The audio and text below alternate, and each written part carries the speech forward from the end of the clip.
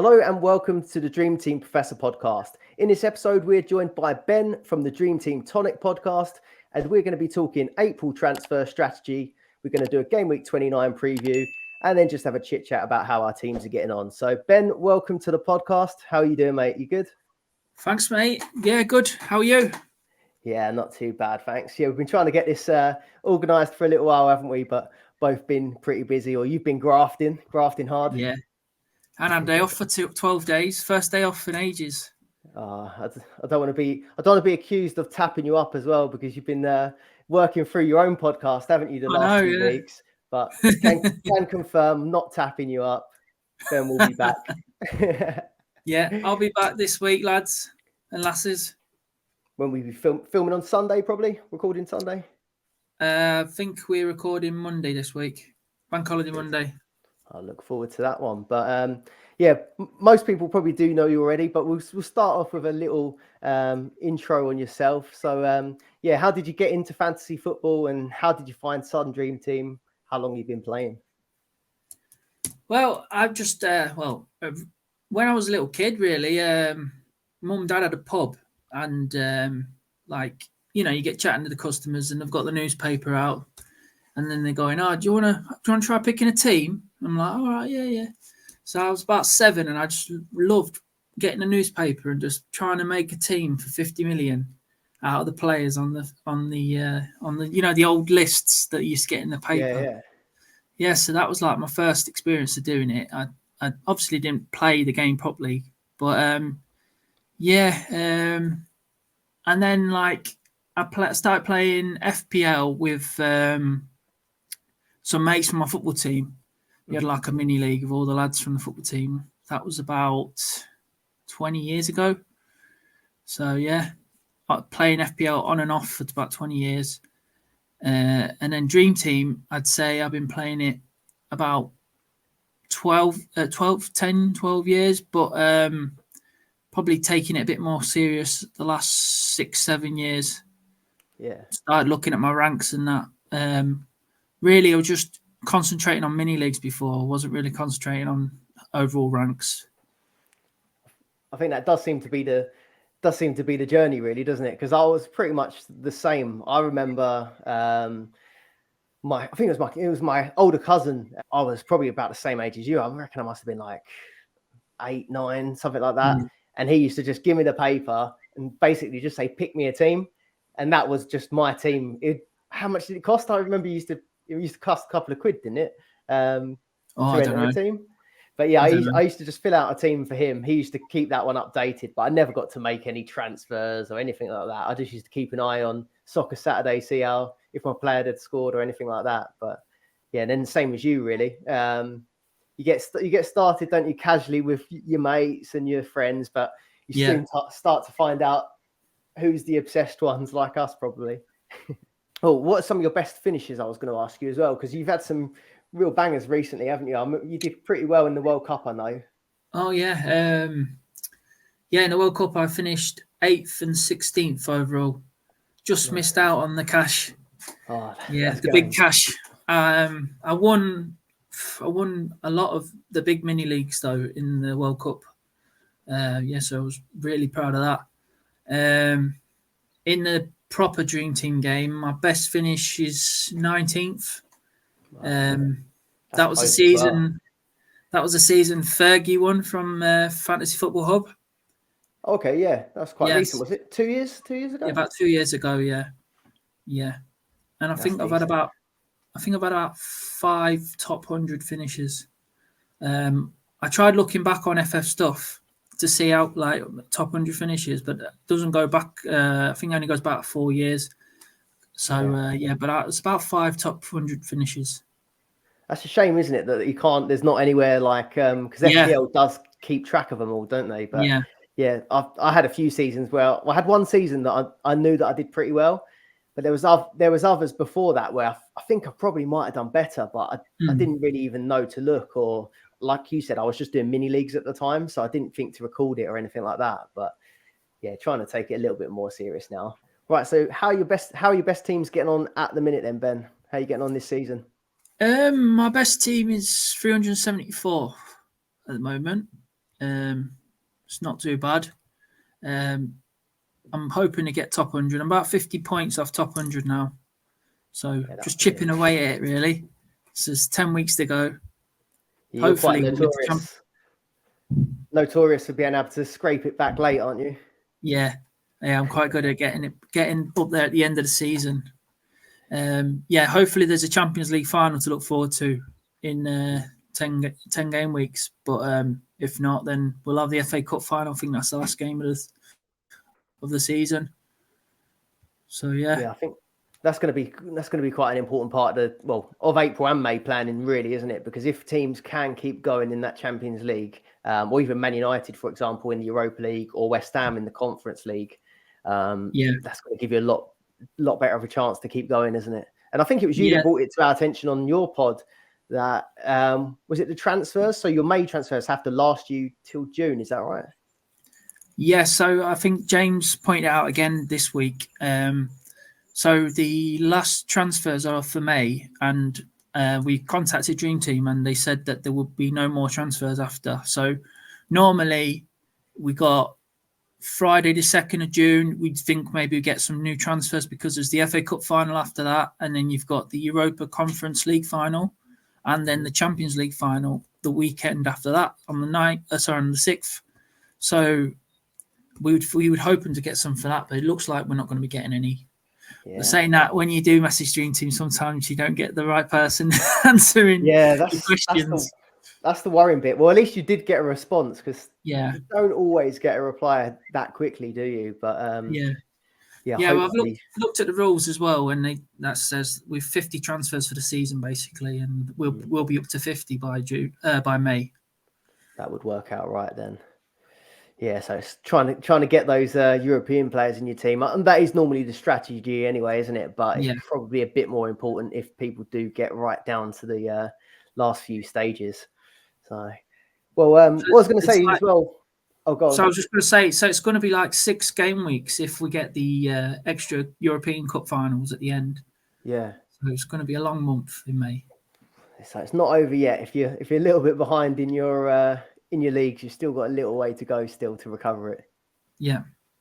That's annoying though, because, I was asking you, wasn't I? Because I know that you're good at getting, making a bit of a recovery of your rank at the last minute. But we were quite close at one point, I think. In your Dream Team Tonic League, I think we were quite close. I got down to like 660, I think, and you were quite near to me. But you've gone one way and I've gone the complete other now. I'm about 1.2k at the minute, so I've had a bit of a dodgy March.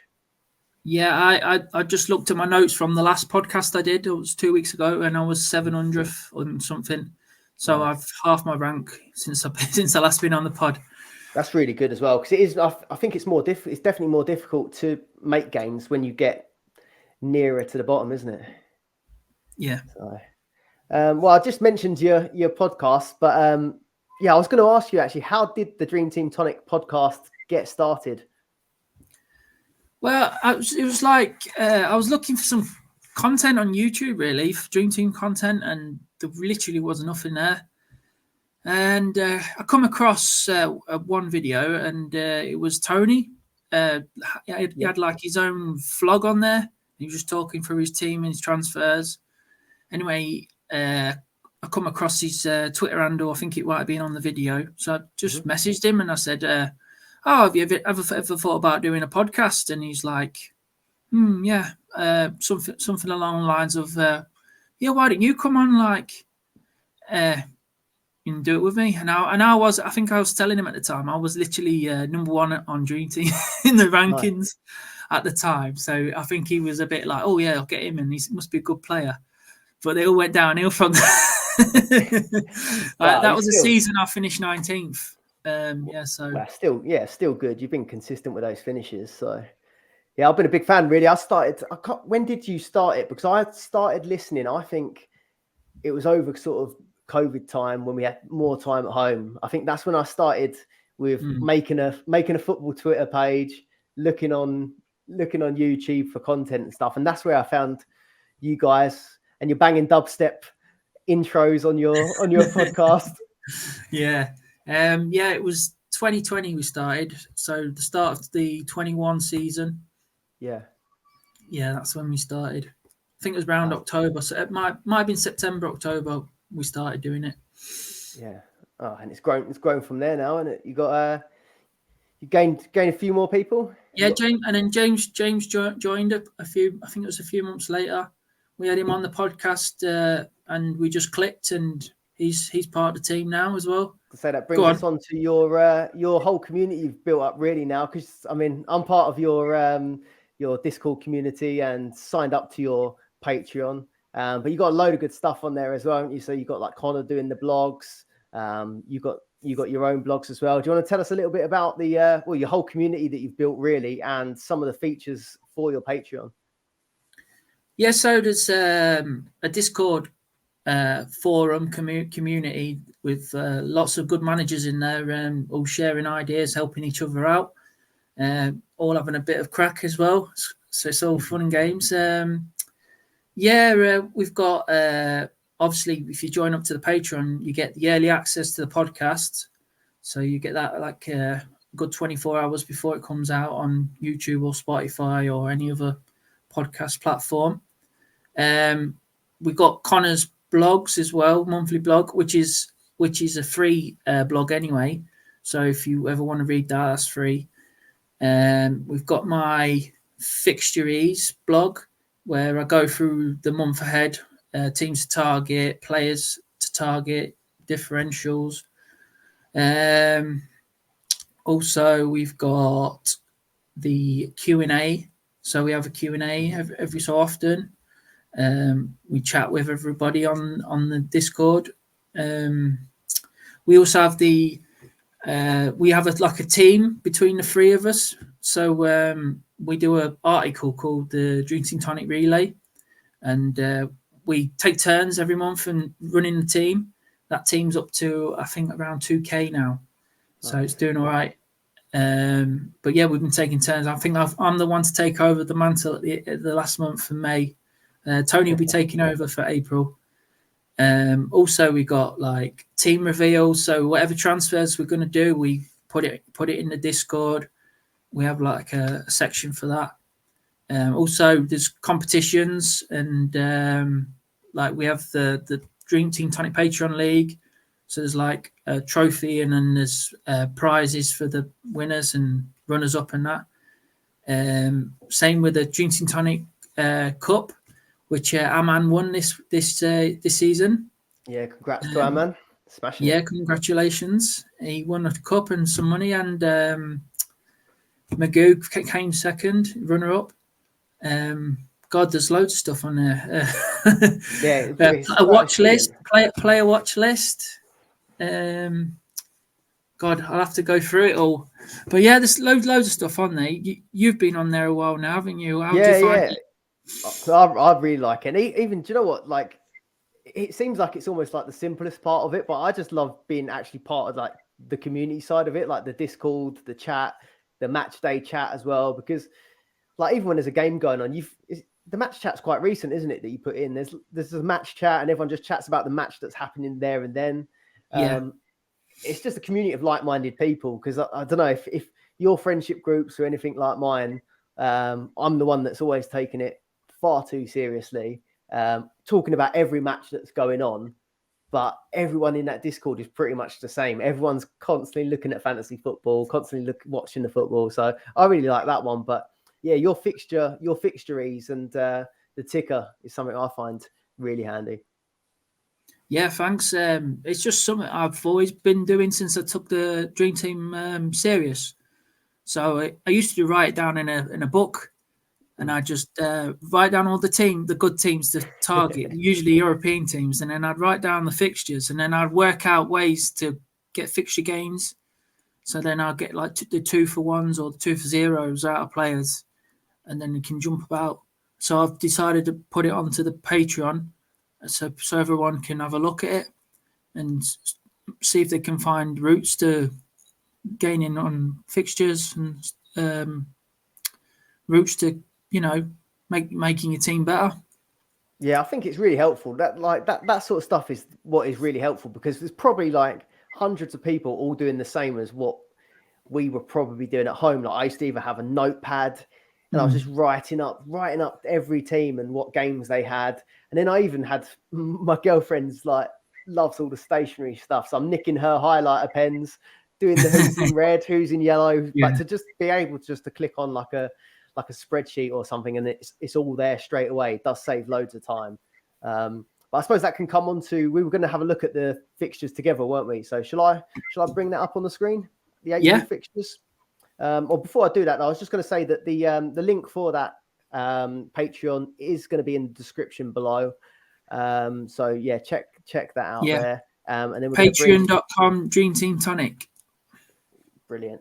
And then one last thing I was going to just say is that with your podcast as well, obviously that's on YouTube and it's on all of the podcast platforms as well, isn't it? Yeah. So wicked. Well, we'll move on to April fixtures then. Does that look all right for you? Have you got it up on the screen? Yeah. So yeah, do you want to just talk us through your fixture ticker first, just how it all works? Right. So on the left-hand side, you've got the fixture count. So you've got Man United, Man City all got eight games. So is West Ham. And then we got Chelsea was 6, Brighton was 6. Brighton's got a possible chance of a rearrangement with Newcastle in there, hopefully. If not, they'll have to squash it into May.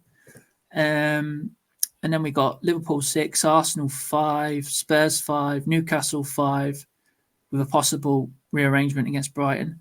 And then below that, I've put a black line across. Basically, that to me is don't even bother looking below there.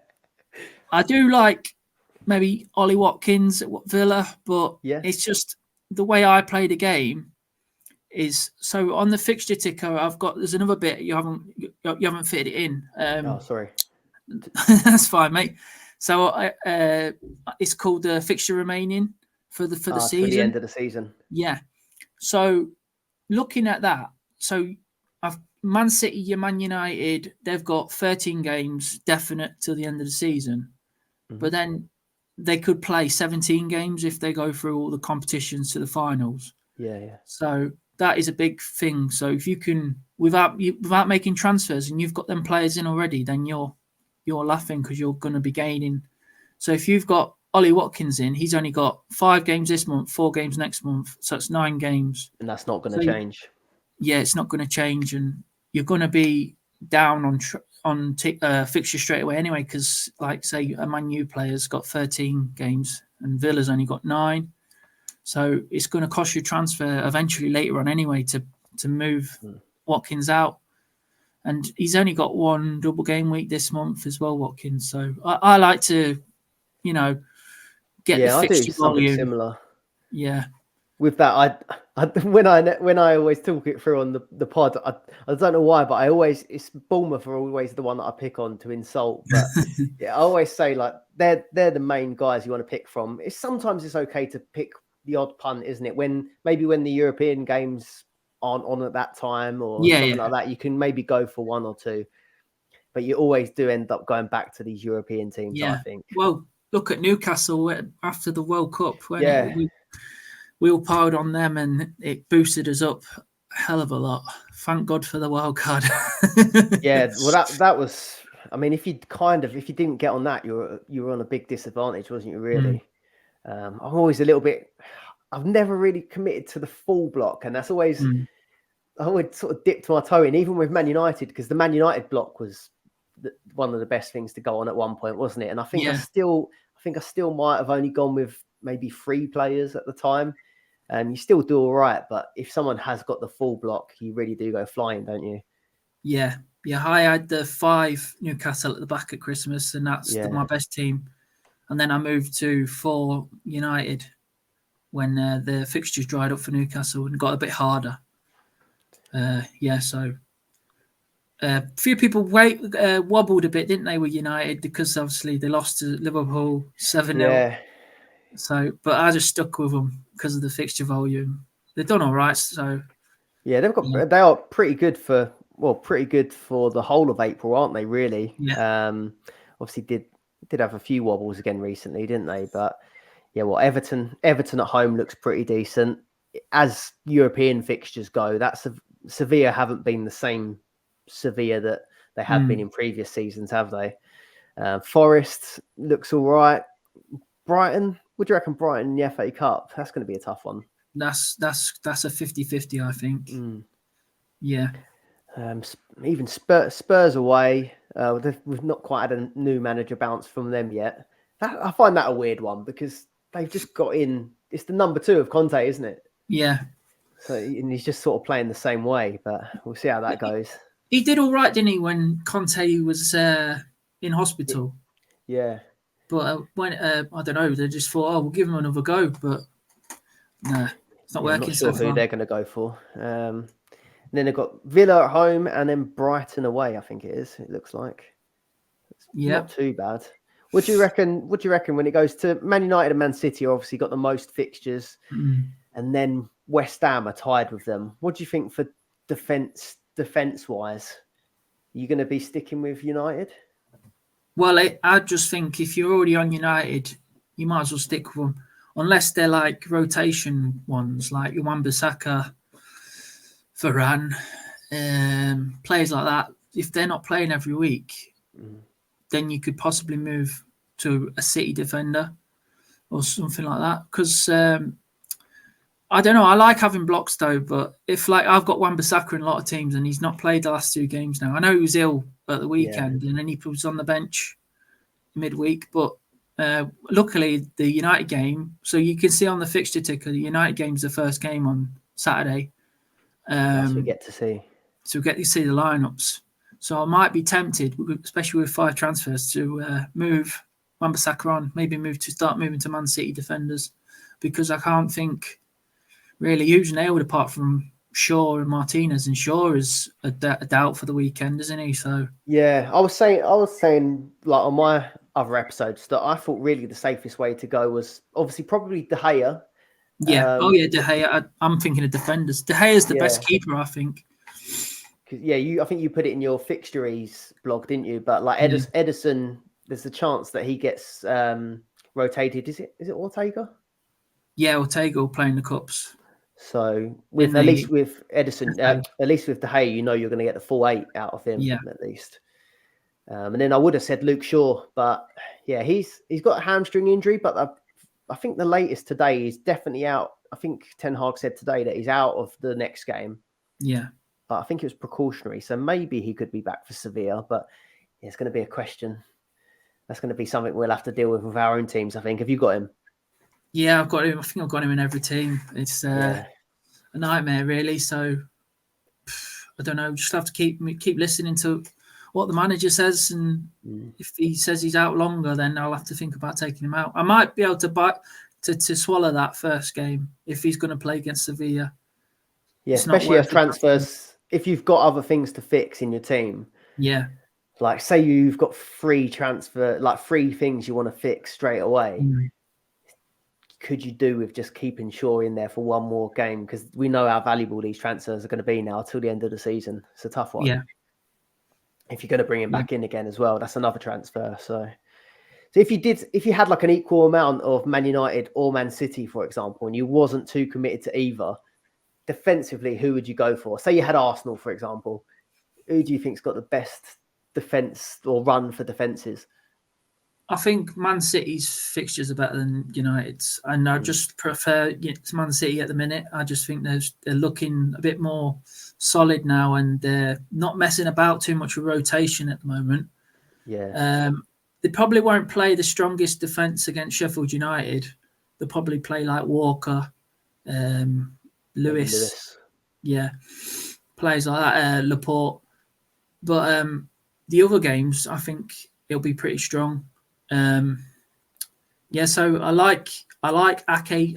I see Diaz is probably the best defender, but it's 2 million more than Ake, more or less. Yeah. So I hate it when you have an expensive player that's just a rotation risk.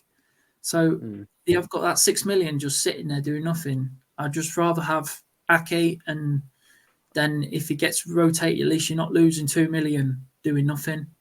Yeah, that was I mean, similar to the situation with Thiago Silva, wasn't it? At one point, yeah, because he was expensive, but he was doing really well every time he did play. yeah. It all depends on budget as well. Like at this point of the season, most teams have got high budgets, so you probably can swallow the Diaz odd rotation. But at the start of the season, you don't want a 6 million defender doing bits and bobs. You want someone who's playing every game, don't you? Like Trent. Yeah, well, he's not even playing every game now, is he? He got dropped at the weekend. Nightmare if you started out with him. Even Cancelo starting with him. You normally nailed on to have one of those wingers, but it just didn't happen this year, did it? Yeah, he did all right to start, Cancelo, but then obviously you think he fell out with Pep, so then he got dropped. I'm guessing he's going to be he'll be unavailable, won't he? Because he's at Bayern. Do you know what? I haven't looked into it, but I would imagine. I didn't think of that. I don't know, because Coutinho played against Barcelona for Bayern, and when Bayern smashed Barcelona in Champions League, and he wasn't cup tied. I don't know. It depends what contract they've got. City have wanted that Champions League for so long. There's surely no way they've let that get through. But yeah, I think it is only that FA Cup game you highlighted that should be the one that there'll be a lot of rotation, I think, because they've got Bayern in the game before that, so they're going to be playing full strength in the second leg. They've got Sheffield United, but then they've got our game against Arsenal in the following game. So they're going to have to rest people, I think, for that Sheffield United game. Yeah. Because that could be a decider against us. Massive game. Yeah. You're looking forward to it? No, not at all. That's why I went to the Leeds game, didn't I, last weekend? I went Arsenal Leeds. I tried my hardest to get a ticket for that one because I thought I've got to get there while things are going good, because I'm looking at the fixtures now and I'm getting a bit worried. So I don't want to be trying to get a ticket when it's not looking so good. Go out on a high. What do you reckon of West Ham? Because obviously they've got 8 fixtures, so they're right up there with Man United and Man City for most games. But I've been put off, I think, to be honest with you. Yeah, I think it's more if you're chasing West Ham. So if you're behind in your mini leagues and you need to do something a bit different, don't go mad doing loads of different stuff. But maybe like the odd Bowen or something like that. I think that's okay as a fourth midfielder. I think that's okay because he's got the fixture count. He's got 8 games, but I think I didn't play in the first leg of the last round, but the team was a bit worse and against a decent team, I think. So I would imagine he'll play. Bowen's on all the set pieces apart from the penalties now, isn't he? Yeah, I think he was quite unlucky as well. I think he got an assist against Newcastle. I think he might have hit the post as well, but he has been playing really well. I think going forward, they're not too much of a problem. But yeah, defence I wouldn't go near. Yeah, he hit the crossbar against Southampton as well at the weekend. Yeah, so he's getting involved. Yeah, he's not up to last year's form yet, is he? But he does look like a good option. But I think he would be the only one I considered from West Ham, to be honest with you. Yeah. And then other than that, then, so like we've done sort of really the best teams to target. You would say Man United, Man City, West Ham, and probably if it was best defence, I'd be looking at Man United or Man City as well. Would you agree? Yeah, pretty much. What about if it came to maybe getting the odd other defender from outside of Man City or Man United? Yeah, so if you're chasing, like I said, like if you're top of the league, you just stick with Man City, Man United because of the fixture count, and it just saves you transfers further down the line because if they go through, they're going to have more games again next month. But you could go for high ceiling defenders, attacking defenders, like you got Chilwell, Reece James. If he plays 2 games in a week, I don't know what's going on with him. He's like always injured and he always misses the odd game, but he can get an 18-pointer in a game. So they're playing Wolves, aren't they? Wolves and Real Madrid this week. And Super Frank's back. Yeah, I remember watching. I think they played Wolves away one year, and Lampard was in charge, and Tammy Abraham scored a hat-trick, and they looked. I think Mount scored, and I think what's his name? Timor? Is it Timori? Yeah. Plan. Yeah, he played. So all three English lads scored, like youngsters, and they were like, "Oh, this team is going to be good for the future." But then it went pear shaped after that. Yeah, he had his hands tied, didn't he, at the time, because they Yeah, couldn't buy any players, could they? So yeah. what they So had. that was good, that, because he was picking all the youngsters, and then when he spent all the money, he didn't do as well, did he? Was Chilwell? I think Chilwell.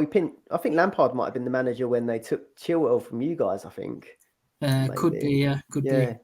But I do think James or Chilwell do look like they could be good options for upside. It's just that Real Madrid, those two Real Madrid games, isn't it? That's a bit scary.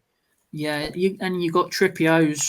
He hasn't got double game weeks. That's the only thing, but he's got decent fixtures. They're tough, like Brentford away, Villa's away is tough, but you could see them winning. Tottenham at home, you can see them winning that. Everton away, South, you could see them winning all 5 games. And Trippier's a star man magnet, isn't he? But that's like, I think if you're behind your mini league, that's one for chasing, really. There's not really many teams with loads of games now, and the teams with loads of games have hard fixtures anyway. Because Man United, Sevilla, right? Sevilla's not doing too well this year, but they've got a really good record in the Europa League, haven't they? Yeah. And I think they knocked United out 2 times in the past 5 years as well in other competitions. I can't remember what competitions it was, but I remember reading somewhere they've been knocked out twice by Sevilla before. Yeah, so they've always been a good European side, haven't they?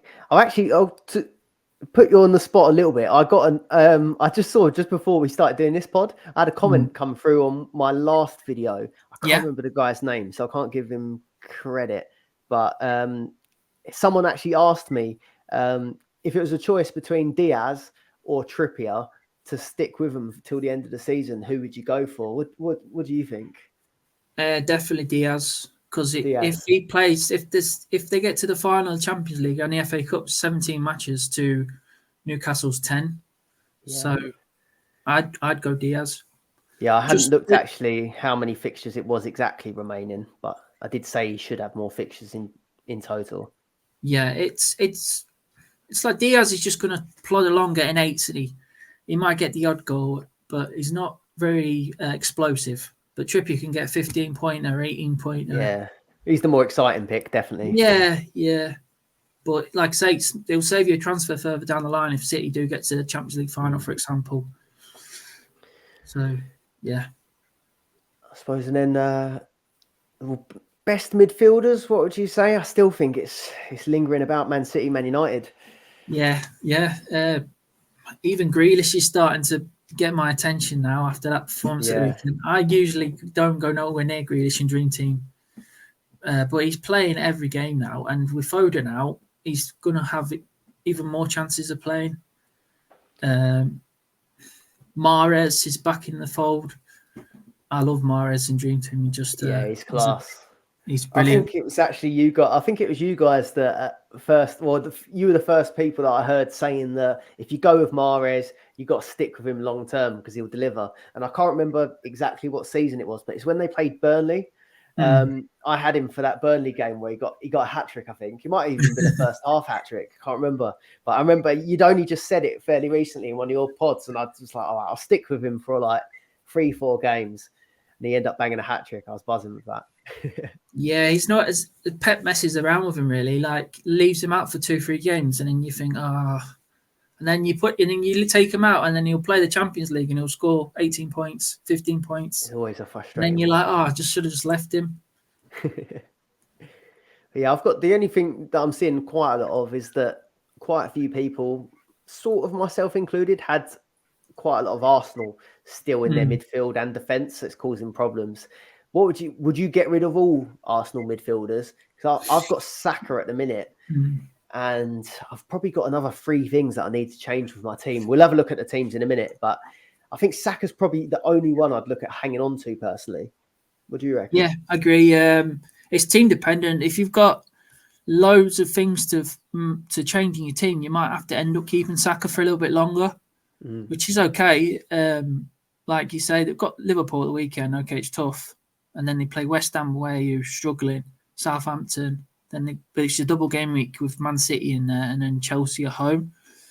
It's only 5 fixtures, but you can still change it next week, can't you? Even Yeah. if you sit on your hands this week, just get through the first week and then think about what you're going to do. But you probably want to keep him for West Ham anyway. So you probably get to the next one and then you keep him for that one because it's double game week. So it's just this week really where everyone's like, oh, it's Liverpool away. But then I look at those fixtures, and although they are tough fixtures for Arsenal, pretty much the whole way through now, bar like West Ham, Southampton, I still think that if you had Arsenal defenders, they're the first thing you get rid of because we're conceding the odd goal against Palace or Leeds. It only takes one goal to wipe out the clean sheet. But I mean, tomorrow, I don't know, but there's every chance that Liverpool, Arsenal could be like 3-3, for example, or 2-2. Even if you do end up not winning the game, there's still goals in that Arsenal team. So I wouldn't mind sticking with at least one, maybe, at a push. Yeah, there's a strange stat where Arsenal have like conceded nearly in every home match this season, haven't they? Yeah, it's weird. Our actual away form is much better defensively than our home form, which is pretty crazy. It's usually the other way around, isn't it? Yeah, but you always score more goals than the other team in the home matches, don't you? So you're all right. But no, not good for Dream Team. No, not at all. Yeah, so Saka was probably the last man standing for me. If I've got him and I've got loads of stuff to change in my team, I'll probably just keep him. I think people would feel differently as well if he'd have played that game against Leeds and he would have got that penalty that Jesus took. I know it doesn't work like that, but if he'd have scored that one, everyone would be really reluctant to have sold him, I think. Yeah. And he got an 18-pointer the week before, didn't he? Yeah, he had a ridiculous week. There was a few big points that week, weren't there? I think that was Haaland's stupid week. And then on to attackers then, really. Are you going to, I know you quite like your template strikers, don't you? I'm pretty sure. Well, it's just who's got the most fixtures, really. Come on, like Rashford and Haaland are just smashing it this year, and you can't take them out.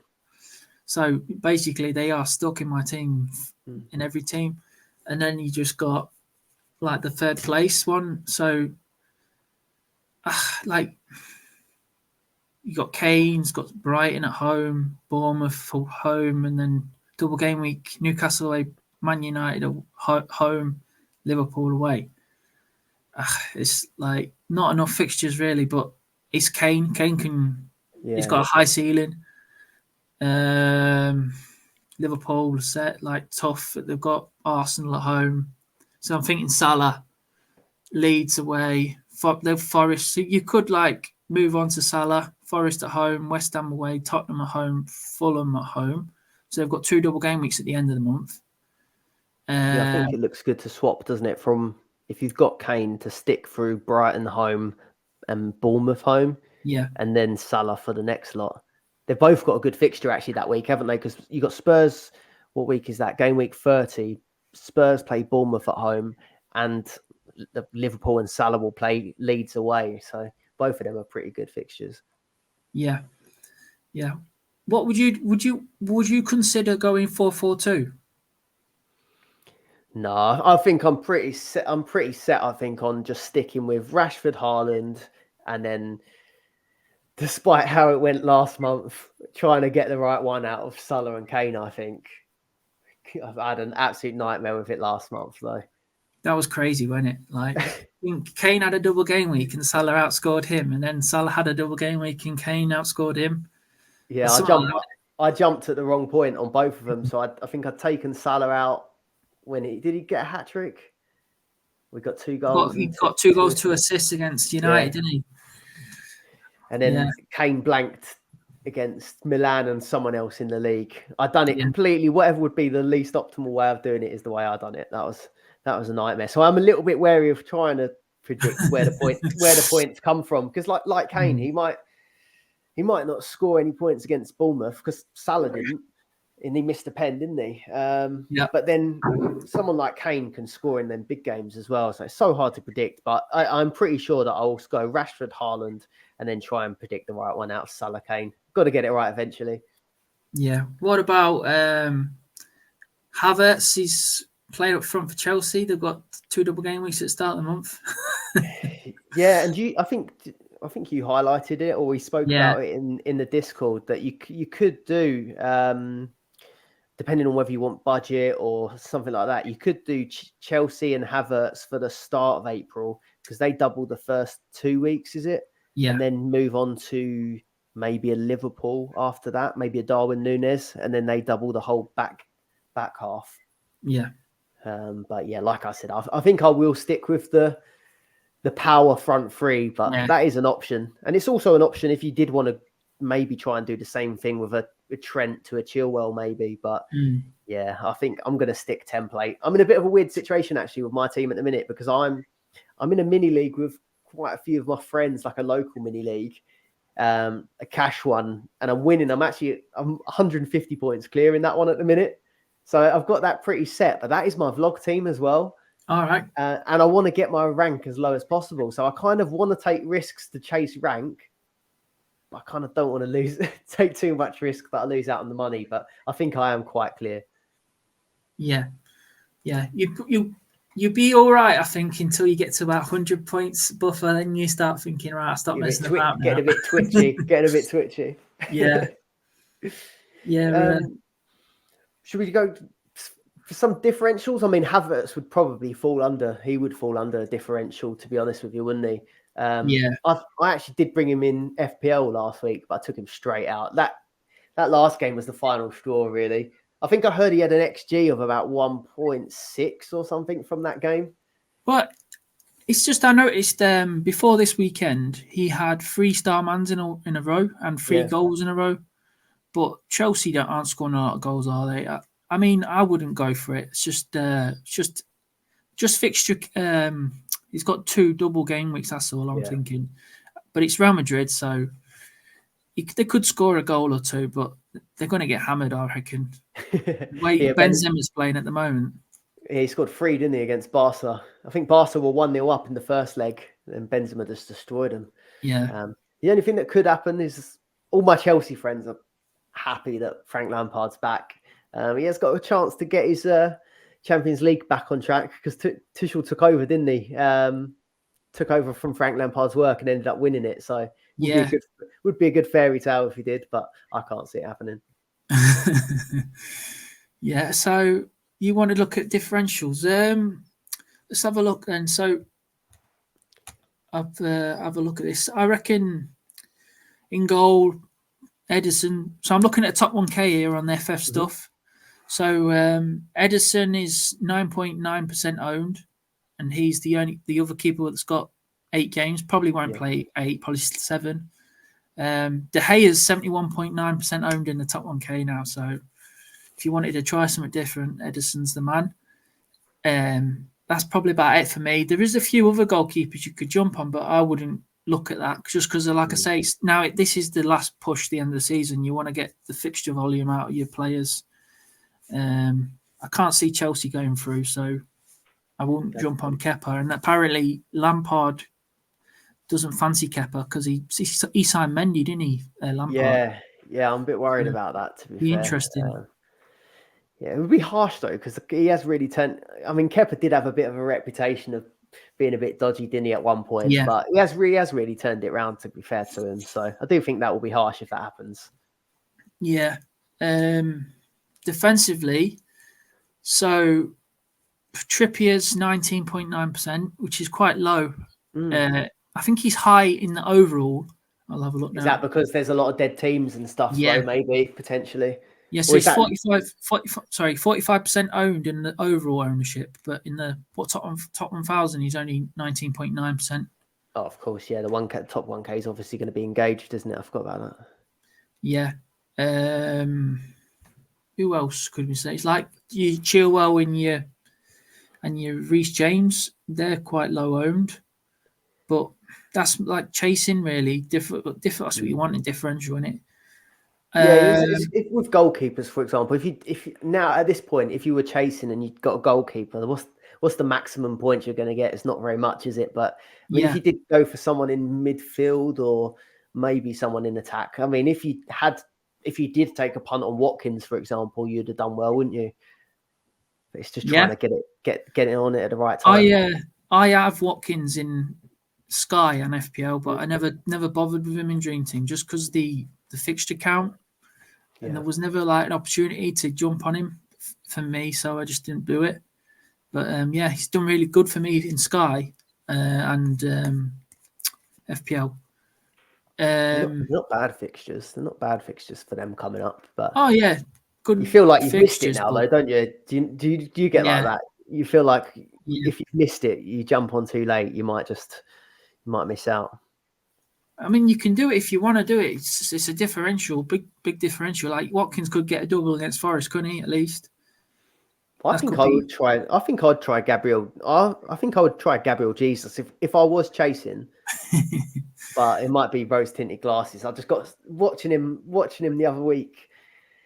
He just was absolutely flat out. I think he could be a chance. He hasn't got the fixtures though, like you said. But I mean, if he does, you know that you're going to probably start most of the games now if he is fully fit. Yeah, there's like say a game a week, so he should play. Any from your lot at Leicester?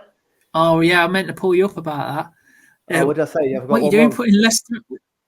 What are you doing putting Leicester in your teams to target in your video? I knew you was coming on. Oh yeah. Oh mate, they are a void. They just look like their heads are gone.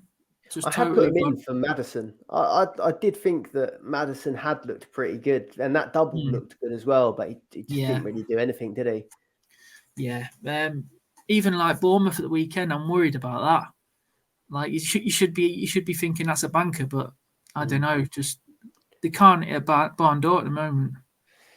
Yeah, we'll jump to that then, because I was going to ask you, who do you think? Well, who do you want as manager? Who do you think you'll get as manager? And are you going to stay up? Oh, who do I want as manager? Well, I've been like looking into this, but and I quite fancy this manager in France. He's called Frank Hayes, and he's the manager of Lens. Mm-hmm. So Lens is second in League 1 at the moment. They got promoted a few years ago. He got them up from League 2, whatever you call it, League 2, and so he's flying, and he's a bit like a De Zerbi sort of manager, like changes the formations all the time. But all the players know what they're doing. They're all well drilled. But I don't know. Why would you leave? Why would you leave Lens when you're second in the league to go to Leicester now? I think it's going to be next season when we get a good man. If we're going to wait for a good manager, I would like Martin O'Neill to the end of the season, and then to the end. Motivational. Yeah, kick up the proper arse. Old school manager. Give him a kick up the ass. Get him back playing how they used to. I think that'd be brilliant. Everyone loves Martin O'Neill at Leicester, so the stadium would be bouncing if he came into manager. That's half of it as well, isn't it? Though getting the crowd behind you as well, because I mean, even Leeds are a little bit in trouble, aren't they, at the minute? But I know their crowd is historically good, but even at the Emirates, their crowd was incredible for that game. Yeah, you do need the crowd behind you. I don't know who we're going to get. Like you said, who's the favourites now? You said it's. Yeah, it is actually Jesse. It's Jesse March is the bookmaker's favourite. Oh, I don't want that, man. Who was second? Rafa? Would you take Rafa? I think I would to the end of the season. Yeah. Yeah, he's solid. He gets you playing well defensively, won't he? Yeah. But saying that, when he went to Newcastle, didn't he? And he couldn't keep him up, but he only took him on right at the end of the season. They went down, and he won the championship the next year and came up and kept him. Then they were like a steady mid-table team. So he's done all right, Rafa, when he was at Newcastle. Everton were never going to give him a chance, really, with him being a red. Yeah. So yeah. And you didn't fancy Michael or Big Sam? Who? Who was your one? Sam. Big Sam and who? No, as I said, you didn't fancy Michael or Big Sam. No. I don't know. He was at West Brom last, weren't he? And I don't know. He just. I don't know about that. maybe to the end of the season, I probably wouldn't mind it, but we're probably going to go down. I'm really think we're going to go down, even with the fixtures we've got. There's a lot of people down there as well, don't there? So yeah, but everyone's picking points up, and we're not. We're like diving straight down. Who's the guy that's taken over at the minute? Adam Sandler. Adam Sandler, that was it. Adam Sandler. I knew he sounded like someone. Yeah, the water boy. At least you'll have a laugh. Yeah, well, Mike Stowell and Adam Sadler. So Mike Stowell, this is the 6th time he's been caretaker manager, and he was unbeaten until Tuesday. That was the first time he lost a match. So hopefully it will pick up. But before it gets too doom and gloom, shall we move on to let's teams? move on. Right, so this is how our teams are getting on at the minute. So we've got your best team on the left-hand side that's in 374th. Yeah. You've got your podcast team. So you do a is that the one that's in your Dream Team Tonic Cash League, or is it just how does that one work for your podcast team? I think that's in pretty much all my mini leagues. The podcast team, that's like my feature team. But that one's struggling. That's like I say struggling. It's not struggling. It's 8.9k. It's not bad. But I've probably got high standards of myself. So yeah, I like to be in the top 1k by now. So that top team, your top team is though, isn't it? Like 2,065 points, massive game week as well. 77 points. It's good going. Yeah, that's doing all right now. Yeah, like I said, 374th. Yeah, so happy with that. 55 points or 50 points off the top 100, something like that. Nice. So just keep nipping away at that 5 points a week. I'll get in there. Well, that looks set up quite nicely as well, because you've got the Man United block. So we said that they were probably the one of the best defenses to go for. So De Gea, Wan-Bissaka, Shaw, and Martinez. Midfield: De Bruyne, Bruno, Mitoma, and Saka. And then Rashford, Salah, Tony up front. Just for the podcast listeners who can't see it on the screen. But what fires do you think you've got to put out in that team, if any? Well, there's not many double game week players, is there? I say that. Wan-Bissaka's not played the last week. He's like I'm thinking about moving him on. Shaw's injury doubt. So, but if he's only going to miss one game, I'll probably just hold him. Mitoma, he's got 2 tricky singles, but like say if you just try and look away and just keep him for the rest of the season, Brighton have a possible 13 games. So they've got 12. So good, hasn't he? Yeah, they've got 12 games left, 13 games if they get to the final. So it might that could be someone or hold. Yeah, he's just been unreal since the World Cup, really. Yeah, it was like 2 games or 1 game before the World Cup when he first burst on the scene. And that was one thing when everyone's been comparing March, McAllister, and Mitoma. I don't think many people are taking into consideration that Mitoma didn't really even start till like midway through, and I think he is the highest midfielder for them now. I think. Yeah, he's doing, and his price is like 4.8 or something now. Yeah, I can't remember exactly, but he was 2 point something when I bought him in around the World Cup time. He was like an enabler. No, he's been one of the players, one of the dream team bargains of the season, definitely. Yeah, Saka again, like we talked about him, so I might keep him. Tony, he's running out of fixtures now, but he's not been booked yet, has he? So he's not. Yeah, one away.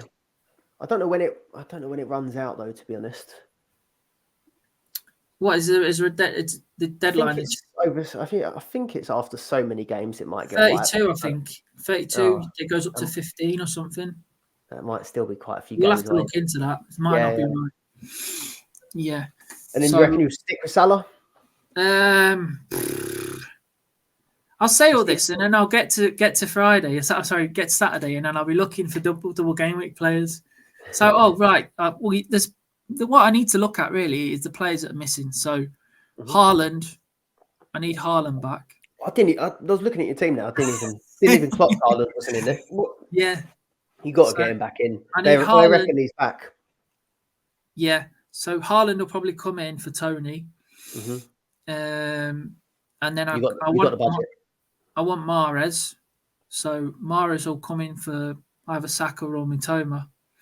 And then I'm probably going to, if Wan-Bissaka don't start at the weekend, I might move on to Man City defender. So Ake maybe. Yeah.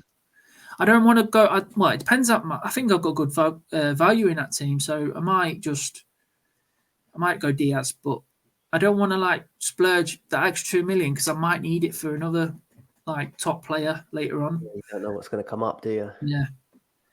I've got similar problems. So I've got De Gea, Trent, Shaw, Gabriel as my backline, Bruno, KDB, Mahrez, Saka, Rashford, Kane, Haaland. And I think my defence is the one that's causing me problems because I've got De Gea who's fine, can leave him. And I wanted to keep Shaw, really. Yeah. Seeing that injury really did wind us up, but hopefully it's not long term. But Trent and Gabriel, I've got to move on from them now, I think. So I think I might start pivoting to Man City, actually.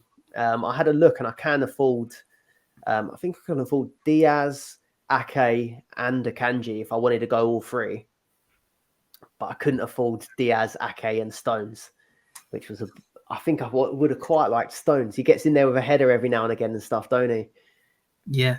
Your team's set up really for next month, attacking-wise, isn't it? It's just like your defence, so you probably could change all three and just sit on 2 I think I'm happy to stay with Saka. A lot of people are saying about moving Saka out, but I think with Bruno, KDB and Mahrez, I think they're fine. I don't need to get rid of them. I think it was Patrick was saying to us that Bruno's been playing quite a bit deeper. Yeah, he has.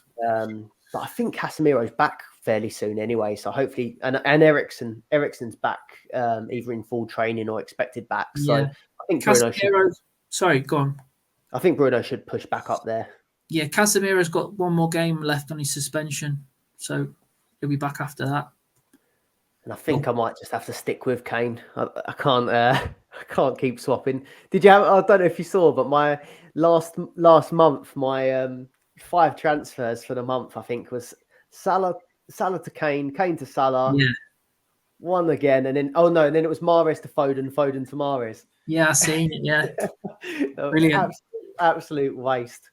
But it felt right at the time. I see you did the right thing at the time, and just the outcome went what you hoped for, but it was the right move because you're getting the extra games. Yeah, do you reckon? So that's pretty much our rough plans, isn't it, and what our thoughts are on our teams. But yeah, really, are you on for any prizes? Do you reckon? So you're still up there. You probably you're not going to be winning it now, I don't think. No chance. Overall, but what about in your mini leagues? Are you on for a few? Say that Tony and Aman are on for a good chance of winning it, aren't they? They're in the top 30, top 30, 40. I don't know what their ranks are exactly, but they've been up there pretty much. Well, Tony's been up there pretty much the whole season, hasn't he? Yeah, he was leading at one point.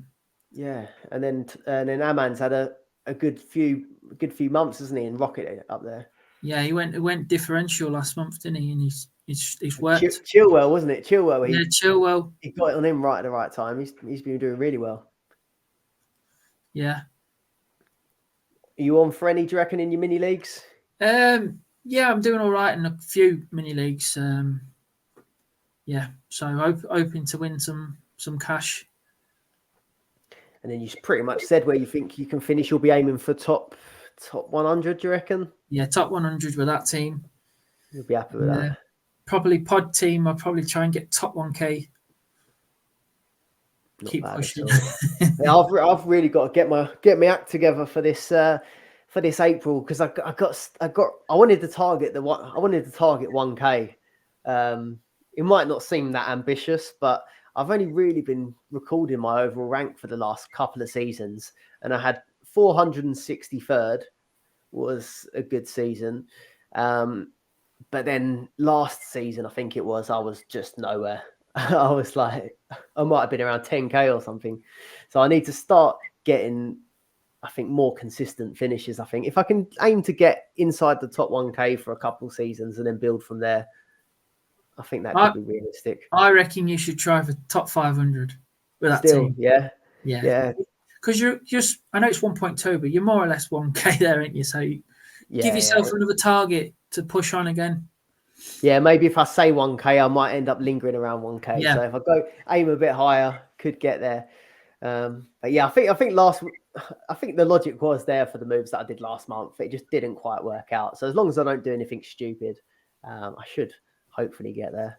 Your team looks good, mate. Just the defense needs sorting. Shaw might be all right to hold. You'd be all right, I think. Yeah. Should we have a quick look at the Gameweek 29 lineup? Yeah. Right, so we've got the Gameweek 29 fixtures up on the screen, and we're going to just quickly do our score predictions. We'll do a star man prediction, and then just if you think there'll be any significant point scorers from these games. So we've got Man United versus Everton. I'll let you go first. Star man prediction and score prediction. Right. I reckon 1-0 United. Rashford again. Star man as well. I was thinking, I was going to say 1-0, but I wasn't sure if I think 1-0 or maybe they could snatch a 1-1 Dyche. I'm a big Dyche fan, and everyone thinks that I'm taking the mick when I say it. But there's more than one way to play football. I'm going to go 1-1. I think it might be Bruno Fernandes. I'm hoping he's in my team. Villa Forest. 3-0. 3-0. Emery's way. Watkins double. I don't know. Buendia goal. Yeah, I'd say Watkins star man. I think I have to agree with Ollie Watkins.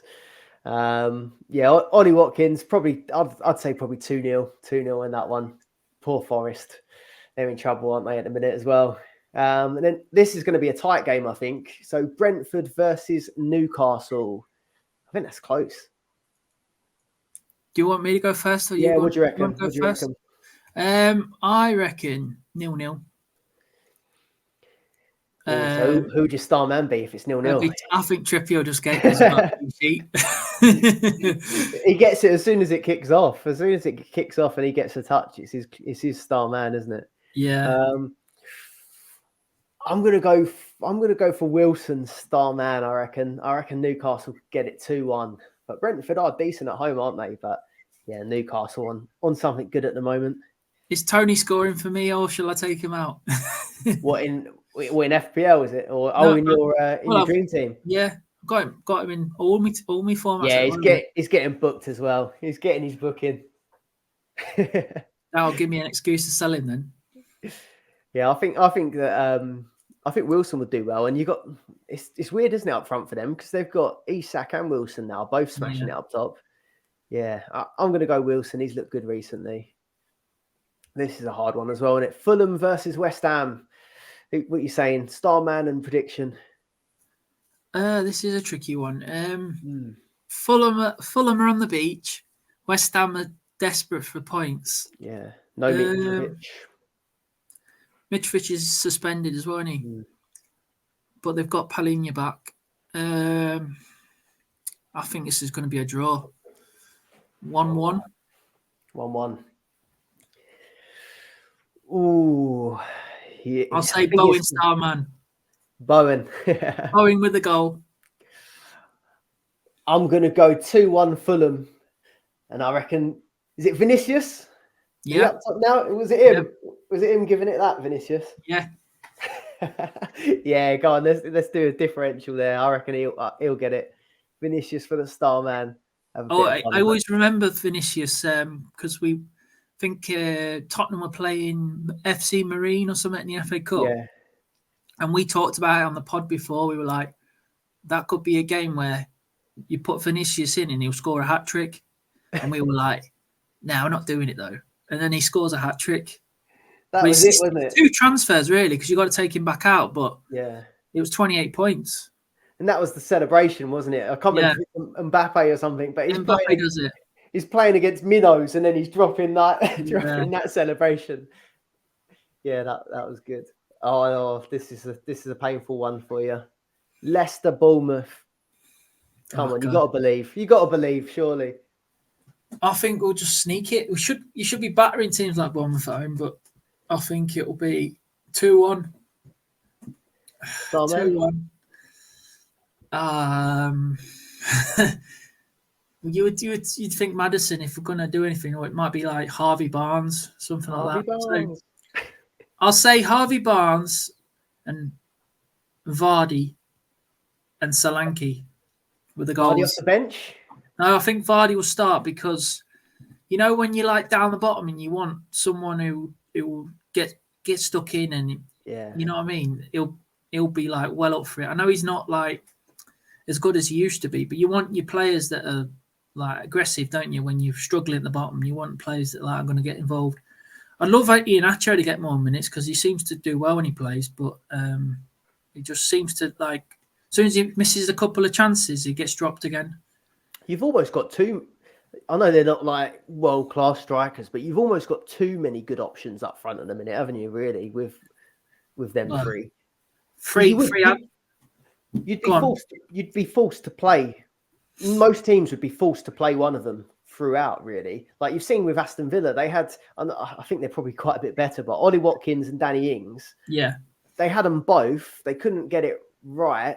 And neither really were scoring loads of goals, and they kept chopping and changing. But now they've got rid of Ings and got Watkins in, and he just knows that he's the striker. Yeah, he's banging them in now. So maybe you could just do with having one or two. It's funny, isn't it? Sometimes it's good to have competition, and then sometimes players thrive when they know they're the number one player in that position. Yeah, it's definitely happened with Watkins. Yeah. I'm gonna go Maddison. I do think you'll win as well. I think 2-0. I think you'll turn it around. I'm not just saying it because you're on the pod. I'd love a clean sheet. We haven't had one since being before the World Cup. He brought he had Sutar playing, didn't he? And did he go without face again? Yeah, Suter missed the right open, not open goal, but like an open header. Headed it down against the floor and hit the post and went out. That was at 0-0, I think.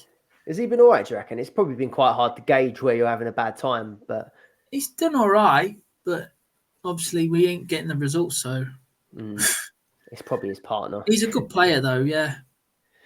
We'll go. Oh, this is going to be a tough one again. Spurs versus Brighton. Then, go on. I'll let you go first again. I think Brighton will win this. 2-1 Brighton. I was going to... Oh, and Starman? Starman, Mitoma.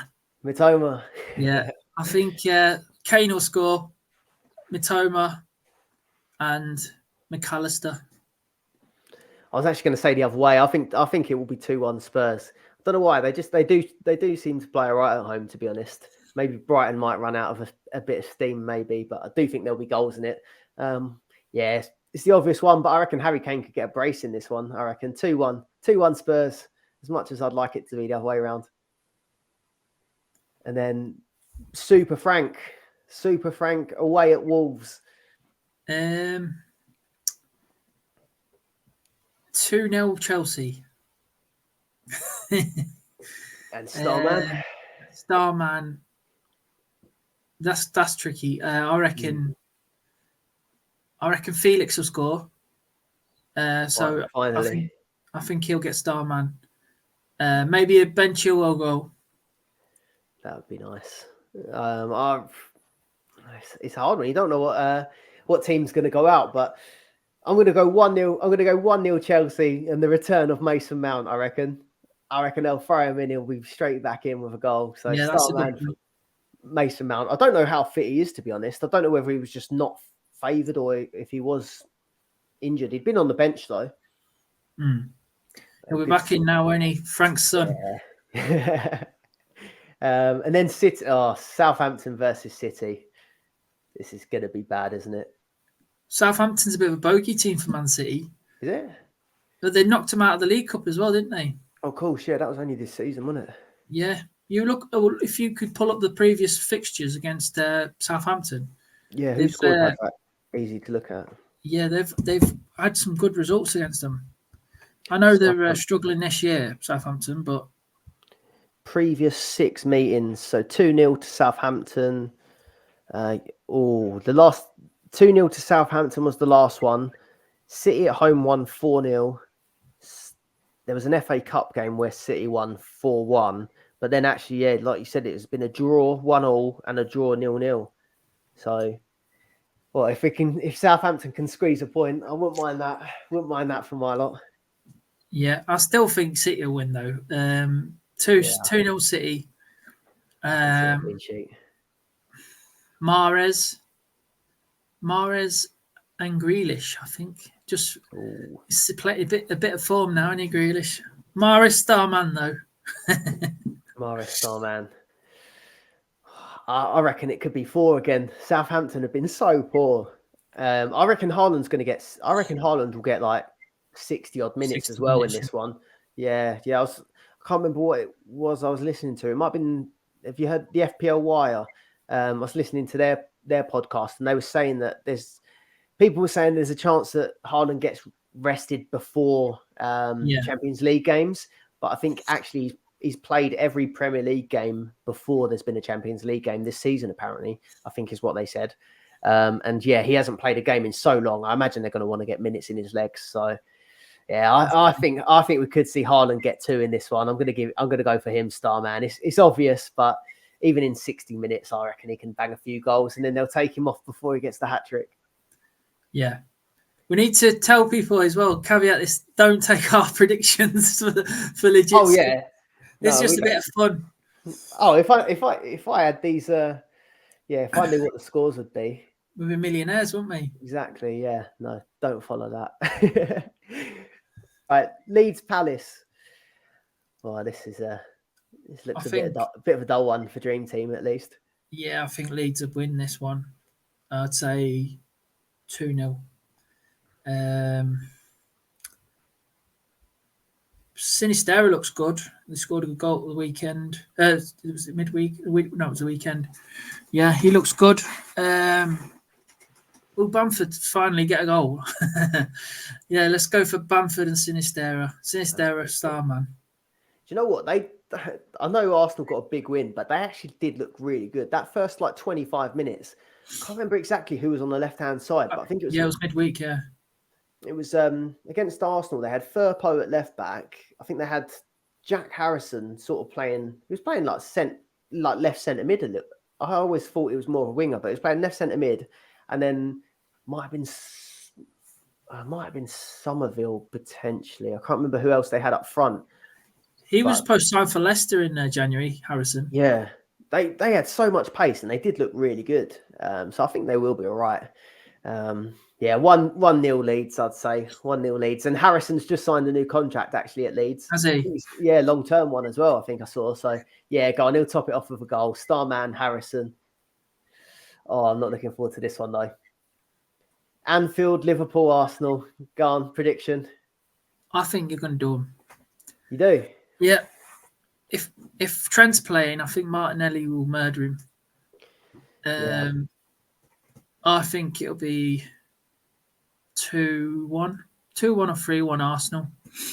I'd say 2-1. You're going to give it to Martinelli? Martinelli star man. Jesus and that Martinelli goals. Yeah, I can't. I do think it's going to be a draw. I think I'd take a draw as much as I'd want to win. And I say I'd take a draw, but it isn't really a good result, to be honest, because we have still got some massive games. City's horrible. Looking at Newcastle on their form, we've got to go away to Newcastle. Looks like a horrible game as well. So, yeah, I think we do need to win, but I reckon it could be 2-2. 2-2, and I do think Salah might get star man. So, yeah, maybe I'm a bit pessimistic, but I'll take your result over mine. aim for a win, and then if you get a draw, you'll be happy then. Yeah, take it. And then, so Man City Bayern, then that's a tough one. Bayern lost in the cup, didn't they, against Freiburg? Freiburg, yeah. So that was a bit of a shock. You got to fancy Man City at home. Yeah, I think so. If they play like they did against Liverpool, I could see them getting 2 or 3. So let's go for a 3-1. 3-1 Man City. No away goals or anything anyway now, is there, in the Champions No. League either? So that doesn't really matter. Haaland hat-trick. He knows the league, doesn't he? He knows the league. Yeah. He's just looking, Bayern in their last, this is just in the league, in their last 6, they have lost 2 games. I don't know whether that was with Tuchel in charge or not, though. So they lost 2-1 against Leverkusen, and they lost 3-2 against Gladbach. So they might not be the best defence at the minute. So, yeah, I think Man City win this one. Did you say Haaland star man? Yeah, Starman hat-trick.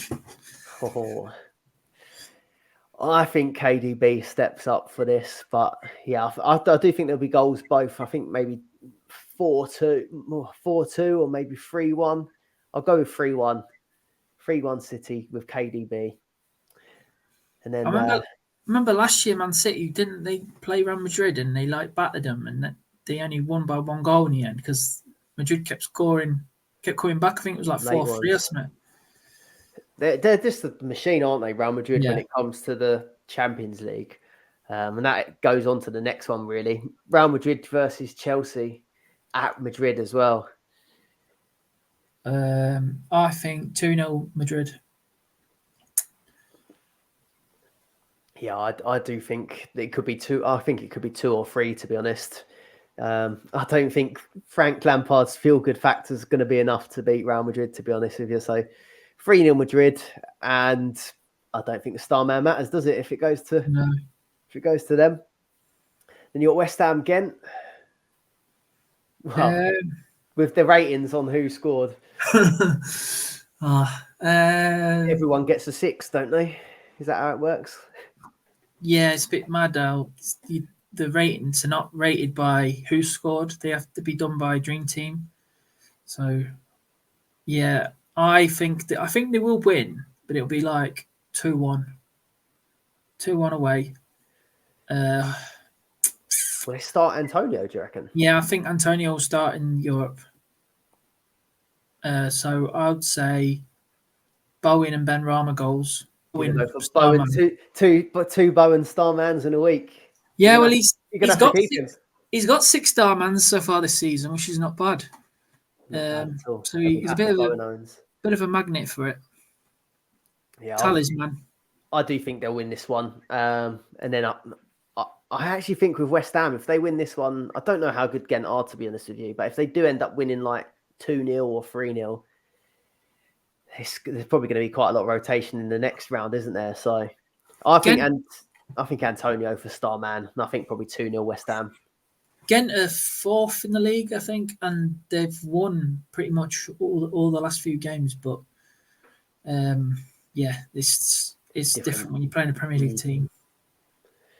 And then the last one, then United Sevilla. I think this will be tight. I reckon 2-0, 2-1, something like that. Fernandes and Rashford goals. I'll go for Rashford star man because he just seems to be on it this season. Other than those 2, it's hard to go for anyone really for the star man, isn't it? Unless they get a clean sheet. Yeah. And yeah, I reckon.